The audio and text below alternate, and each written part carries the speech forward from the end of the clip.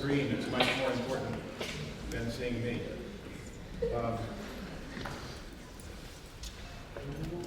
This year, 2011, a very special year because it marks the 201st anniversary of the birth of Frédéric Chopin.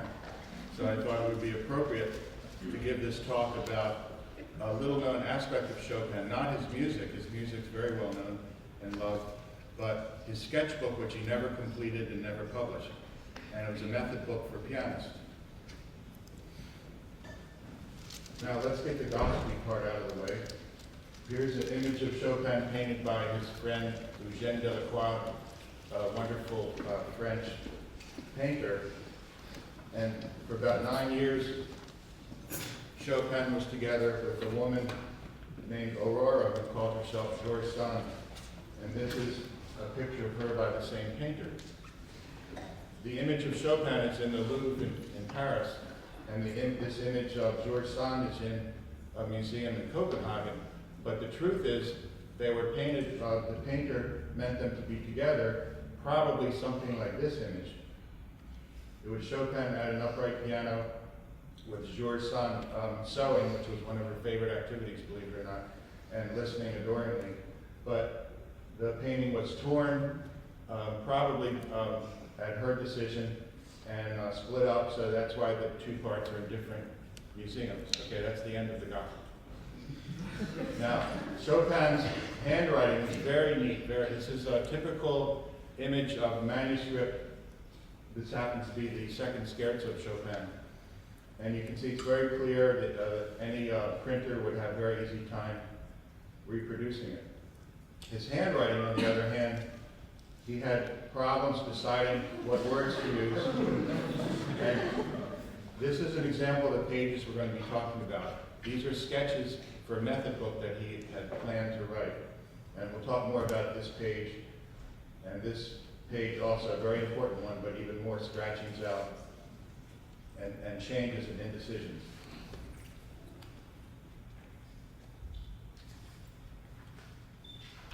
Now, you may know that Chopin had a lifelong disease, which probably was a form of tuberculosis.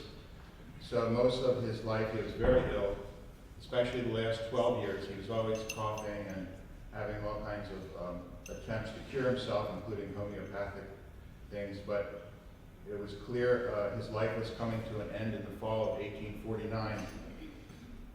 And there are lots of Chopin letters published. But this letter is from a very close friend, written just after Chopin had died. And the reason this particular letter is important, it reveals what Chopin wanted to have done with his unfinished work. There you will find many compositions more or less sketched. In the name of the friendship you bear me, I ask that they shall all be burned, with the exception of a piano method which I bequeath to Alpin and Reber to see whether any use can be made of it. The rest, without exception, must be consigned to the flames, for I have always had a great respect for the public, and whatever I have published has always been as perfect as I could make it. Alpin, by the way, here's an image of him. He was a neighbor, not only a friend, but a neighbor of Chopin, rather reclusive man. It turned out that the manuscripts did not go to him. Franz Liszt was one of the many people who claimed that the manuscripts had been burned, in addition to the music. Franz Liszt wrote, Chopin had planned to write a piano method in which he expected to sum up his ideas on the theory and technique of his art. He jotted down only a few pages which were destroyed with the rest. Fortunately, that's not true. Frederick Niecks was the first biographer of Chopin. He also had the wrong information. He said, of the piano school, which he is said to have had the intention to write, nothing but scraps, if anything, can have been found. One of his important students, Tellefsen, a man from Norway, very good pianist, he knew about the pages and he had read them. In fact, when he went back to Norway, he wrote his own method book, which is very loosely based on the information he learned from Chopin. So that begs the question, what really happened to the pages?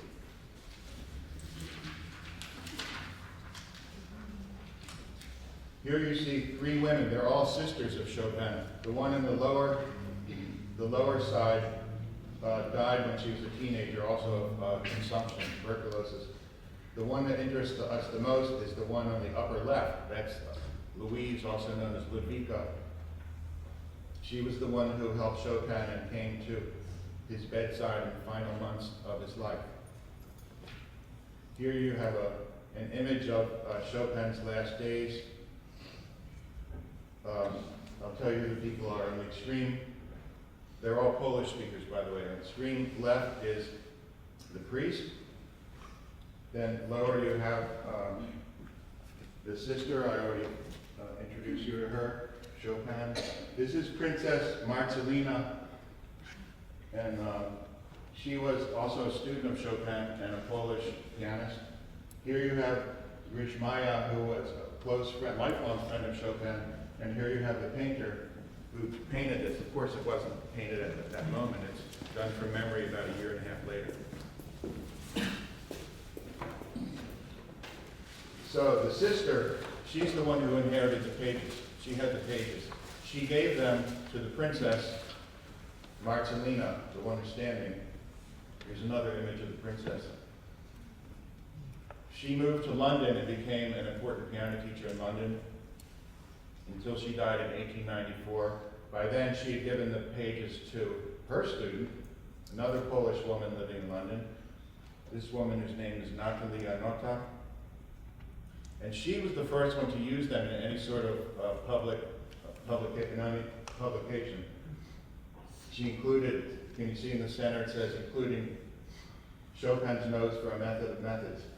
The problem was she put in some of the rather unimportant quotes. She had them distorted. It wasn't very useful. This was published in around 1890s. When she died, Alfred Cortot bought them in an auction. Alfred Cortot, a very well-known and celebrated French pianist. But it turns out he didn't help the cause at all. In fact, he didn't like the pages. When he wrote a book about Chopin, he had this to say: "We find nothing more than some oddly disconnected phrases about the elementary teaching of music, strung together in the most haphazard fashion. The manuscript bears no sign of any personal touch and is of such surprising vacuity that one can only regret that it escaped the bonfire that consumed the master's unfinished work." So he's going to be our villain for the day. When Alfred Cortot died in 1962, his property was auctioned off, and fortunately a very artistic-minded philanthropist bought the manuscript and then donated it to the library in New York City, a mere 14 miles from here. And it's in the Pierpont Morgan Library. And it's possible, if you make an appointment enough in advance, you can see the actual manuscripts. This is an image of me, the closest I've come to the manuscripts.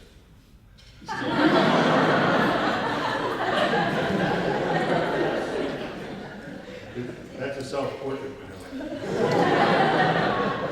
The truth is, I did make an appointment months in advance, but the day that I was supposed to see them, I had a terrific migraine headache and I had to cancel. So I still haven't seen them. But just so you know, that's where they are. Now, the musicologist who's had most benefit from these and helped us the most is this man. His name is Jean-Jacques Eicheldinger. He's a Swiss musicologist. He recently retired. And this is the most important book he's written, and it has been translated into English. He wrote it in French, but it's been translated in English by none other than the wife of Murray Correa, by the way, in the 1970s. More recently, in 1993, he wrote an entire book just about these sketch pages, but it exists in French and Polish, but not in English, unfortunately. This was a publication in 1993.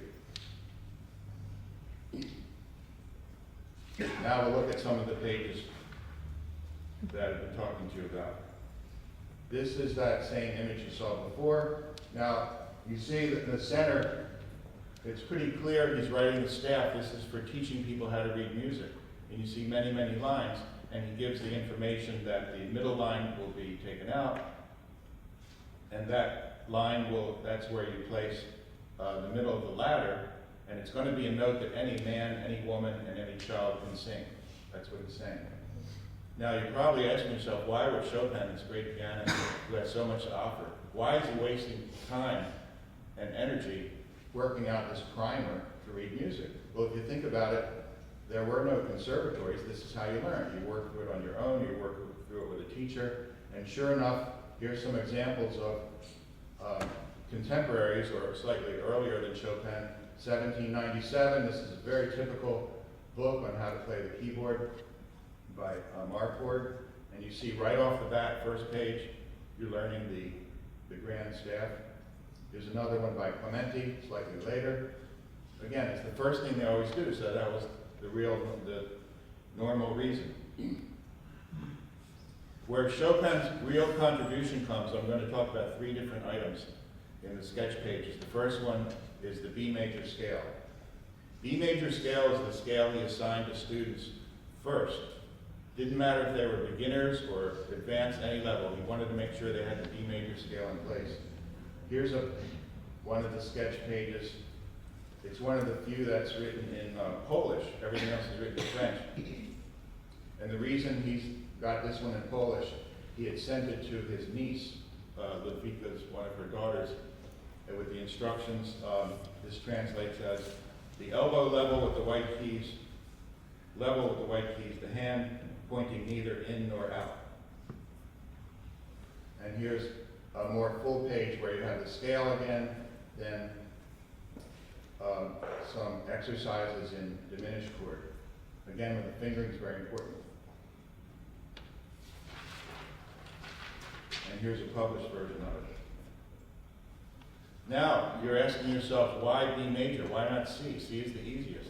Well, the truth is C major is the easiest on paper to read, but it's the most difficult at the keyboard. And Chopin completely understood that. This is a quote from another of the sketchbook pages where he says, "It is useless."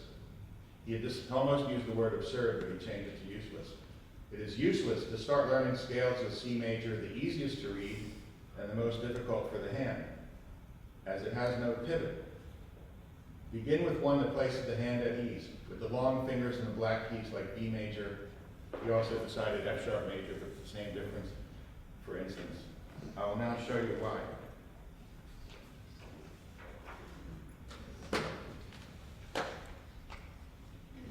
The 3 scales that feature all the black notes are B major, D flat major, and G flat major. And in his book, he tells a beginner, just put your hand on the keyboard, and what do you notice? The long fingers automatically touch the black notes, even if you know nothing about the piano, because they're longer, and the black keys are receded. So he says to the student, play E, F sharp, G sharp, A sharp, B.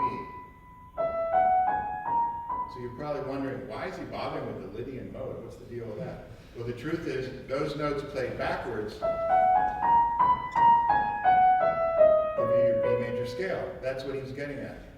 He's telling you how to lay your hand on the piano, and then you play the scale. And you hardly have to move. You don't have to alter or distort your hand position. You just have the B major.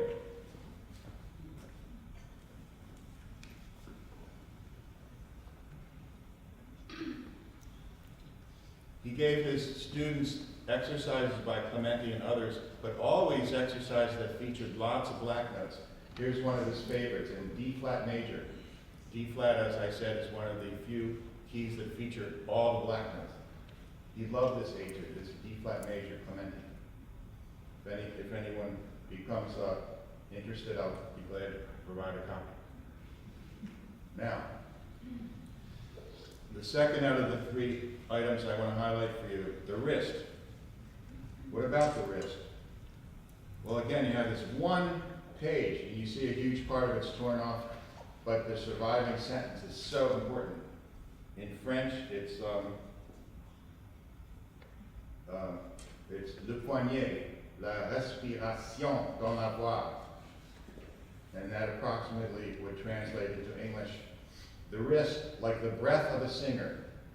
Or another free translation, the wrist is to piano playing as breathing is to the voice. Now, why is he so concerned about the wrist? All through the papers, the most common word you see is souplesse, which means suppleness. Suppleness, he wants you to be able to move your wrist in any direction, sideways, rotate, up, down, as long as it's in motion. In that same book I mentioned to you by Jean-Jacques Appoggiatura, one of the great values of owning this book, it has many, many quotations from Chopin's students. And often they wrote letters back home, or they kept a diary. It's so valuable to have that. And I'm going to read quickly one example of a woman named Emily Gretsch. She wrote, "Today Chopin showed me a new, simple way of obtaining a marvelous result. True to his principle of imitating great singers in one's playing, Chopin drew from the instrument the secret of how to express breathing. At every point where a singer would take a breath, the accomplished pianist should take care to raise the wrist so as to let it fall again on the singing note with the greatest suppleness imaginable." There's that word, suppleness. "To attain this souplesse is the most difficult task I know, but once you succeed in doing it, then you laugh with joy at the beautiful sound, and Chopin exclaims, 'C'est cela, parfait, merci.' It's that, perfect." Another important student, Carl Mikuli, he talked about phrasing, not only using the wrist. He was important for many reasons. He studied about 5 or 6 years with Chopin, and after Chopin died, he moved to Lviv, which sometimes is in Poland, sometimes Ukraine, but that's a political issue. And while there, he became an important teacher and finally director of the conservatory. And he published his own edition of the complete works of Chopin, and he wrote a beautiful 2-page preface. And don't ignore the preface. Every paragraph is absolutely important. And I want to read you one of the most remarkable pair of paragraphs in the preface. This is Carl Mikuli. But before I go further into that, I just want to mention his life. The history books will tell you that he died in 1897. But I have a different theory. We ran his face through facial recognition software, and it turns out he lived another 120 years and wound up in Hollywood. And became on a hit television show. Okay. Certainly separated at birth, you must confess.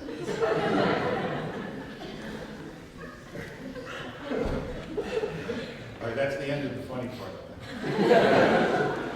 With reference to wrong, here's an excerpt of his preface. With reference to wrong phrasing, Chopin often repeated the apt remark that it struck him as if someone were reciting in a language not understood by the speaker, a speech carefully learned by rote. So it's what happens when you ask someone to how to say something in a foreign language and you write it down, but you have no idea how to say it. This happens exactly in music. The pseudo-musician, Chopin said, shows in a similar way by his wrong phrasing that music is not his mother tongue, but something foreign and incomprehensible to him. It would be, if you want to use English, if you give this to a non-English speaker, they might put the emphasis on the wrong syllable. It becomes completely incomprehensible. Well, don't laugh, because so many of us, myself included, have fallen into the trap of miscommunicating an appoggiatura. Appoggiatura is the most expressive element in any tonal musical phrase, as you know. And just to remind you, it comes from the Latin appoggiare, to lean. So it's a 2-note event, basically, and the bad note leans on the good one. So you have something like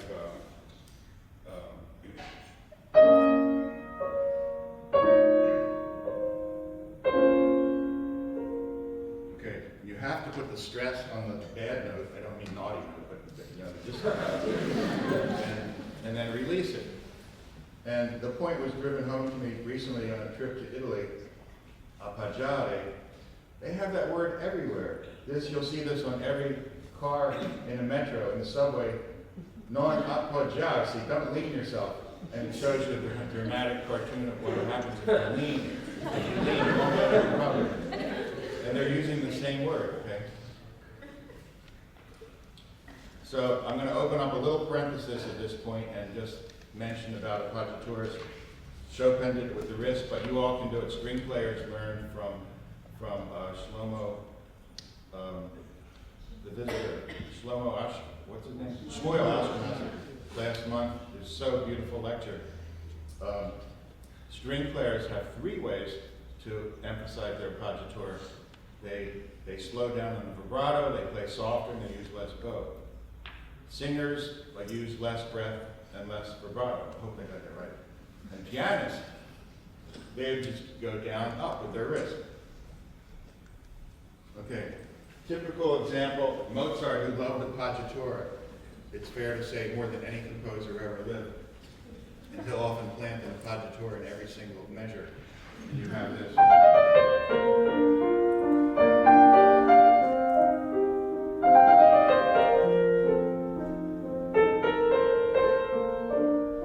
Okay, so even if you're nervous and your fingers are shaking, you can still control it with a larger motor motion, meaning your wrist. You hear the diminuendo? Okay, but it's alarming how many recordings you see if you seek out of this piece, and people who, for example, self-righteously play it on an early instrument, which I've heard this, and they'll go.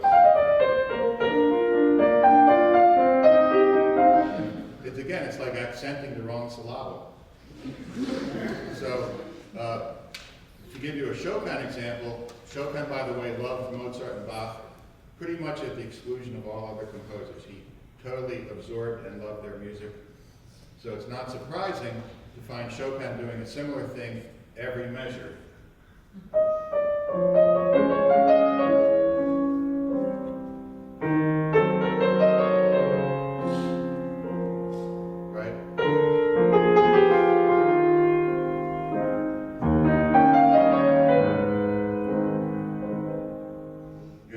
Appoggiaturas, 3 from above to 1 from below, just like Mozart did. In fact, that excerpt I played, if Chopin were a Baroque composer, that's how he would have written it. I wrote it out with figured bass and just ornaments would be.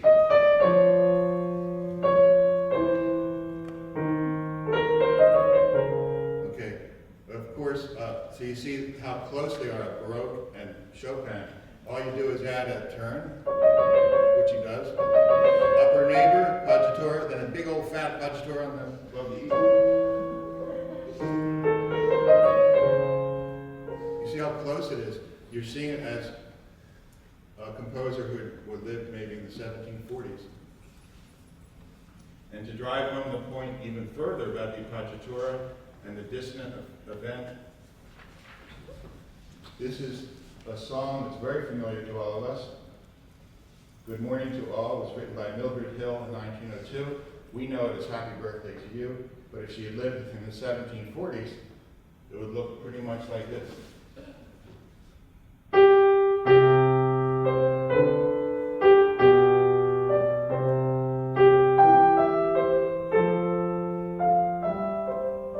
Okay, so don't ever play your Baroque pieces like that. Of course you add the ornaments, you add the appoggiaturas.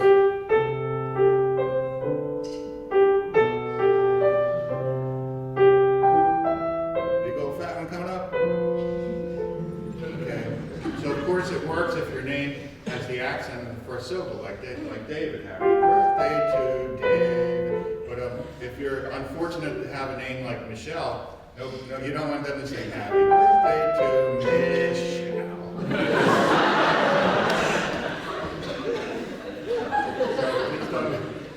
Don't make that mistake, or change your name, or whatever it takes to get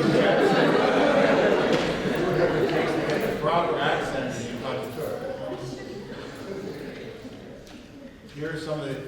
teachers through history who properly taught the appoggiatura and the proper use of the wrist to get that sound. Chopin, Isabelle Vengerova, great teacher who completely organized the wrist. Francis Clark, Faber and Faber, Dorothy Kaltman. I want to give a picture from the Faber book, because this is really beautiful. This is more for those of you who are going to be teaching piano, but he's got something called the wrist float-off. And I hope you can see on the left there's a balloon attached to the wrist. Okay, so a child would really like this image. I suppose a grown-up too. You have a balloon, and the balloon is filled with helium, presumably, and it floats up and pulls your wrist up. So again, the examples I was showing you. Here goes. Okay. It's a surefire way to get the right sound and to get the diminuendo. And this Faber book, set your hands in a rounded hand position. Pretend a balloon on a string is slowly pulling the wrist upward. Let your wrist rise in slow motion until just the tip of finger 3 is touching the surface. Why finger 3? Because it is the longest, and that's the one that's going to last the longest in the keys before it goes completely up. Don't you remember the balloon in Wizard of Oz? Dorothy gets in, and the wizard guy is going to take her back to Kansas. And just as they start to rise, she jumps out. Remember why? Because the dog escapes. You got to go get the dog. Says, "Wait for me, wait for me." But the balloon, he says, "I can't. I don't know how to operate this thing." And it just goes up and up, and that's the end.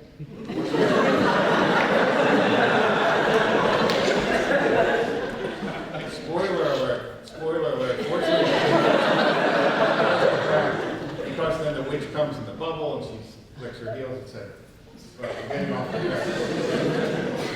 Okay. Another excellent book, Francis Clark, Two-Note Slur. It's all about, again, don't forget, appoggiatura, two-note event, two-note slur. The first, fuller and richer.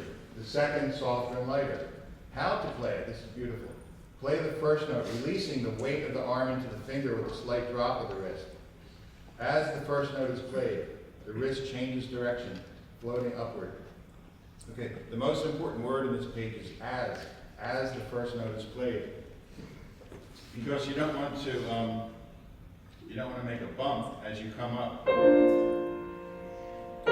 don't want to go down, up, but you start immediately. And you play that second note as you're going up. You understand?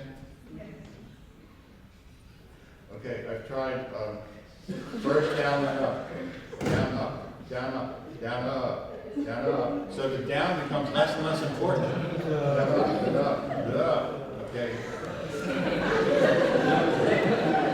I was not skillful enough on the PowerPoint, but it's supposed to appear just one at a time.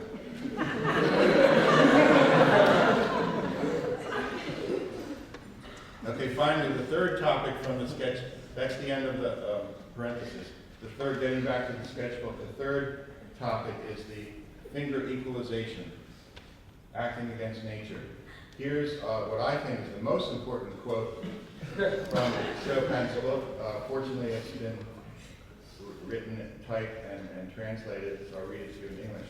For a long time, we have been acting against nature by training our fingers to be all equally powerful. Equally powerful. But as each finger is differently formed, it's better not to attempt to destroy the particular charm of each finger's touch, but on the contrary, to develop it. Every finger is going to be different. Some will be clunky, some will be shorter, whatever. So let each finger do what it does best. Don't try to equalize them. That was Chopin's big message.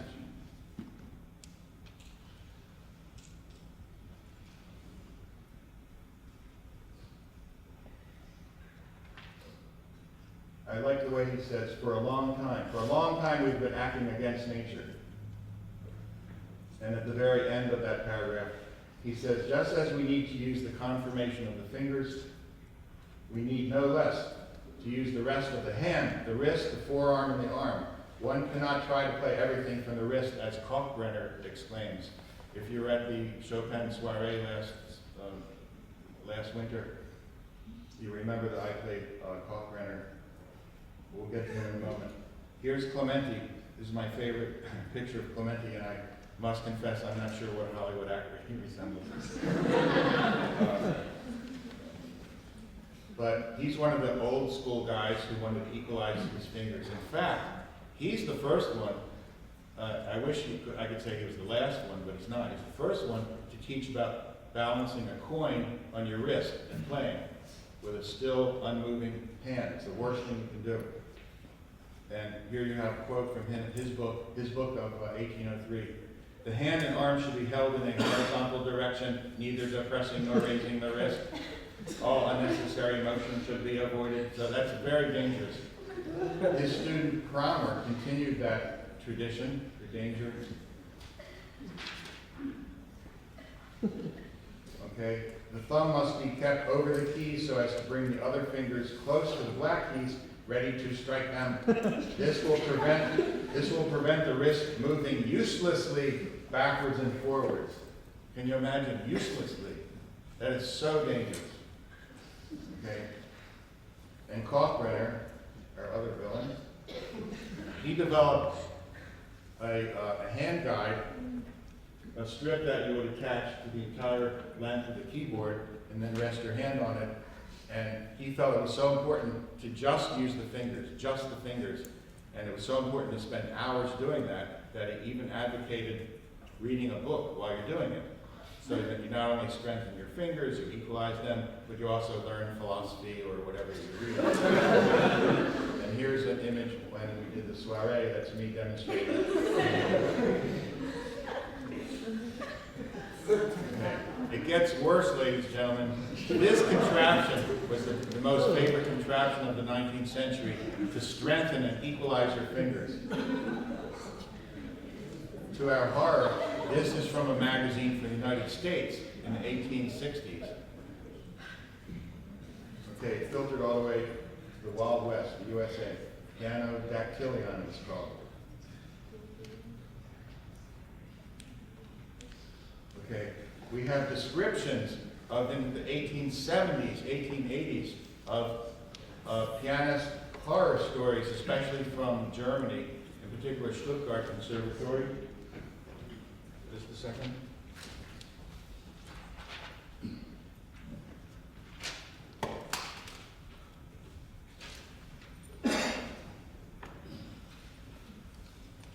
Amy Fay was an American pianist, a young woman who had the courage to go several years to Europe and study with the masters, but she found these horror stories about the equalization. She wrote 1873. The grand thing is to have each of your 5 fingers go dum-dum, dum-dum, dum-dum, an equal number of times. She wrote, you have no idea how hard they make Cromer's studies here. Professor Ellert makes me play them tremendously forte and as fast as I can go. My hand gets so tired that it's ready to break. Okay, fortunately we have teachers. This is Dorothy Talman's approach, and she completely recognized the need to help the fingers by using the hand, wrist, and arm. She's still alive. She's in her 90s now. She's not teaching so much because of various, she's very frail. But there are workshops and students. I had the good fortune to study with her for 2 years in the late 1990s.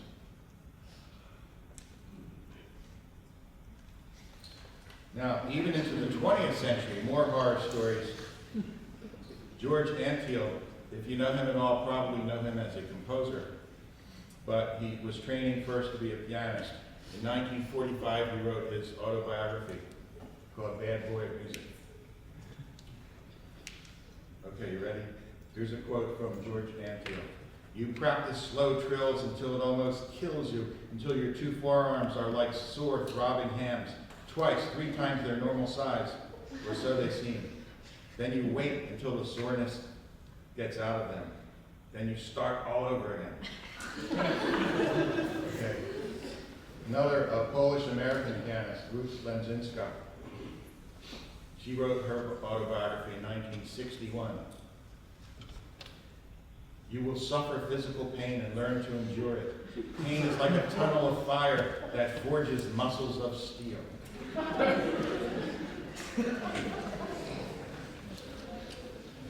this training is all over the world, unfortunately.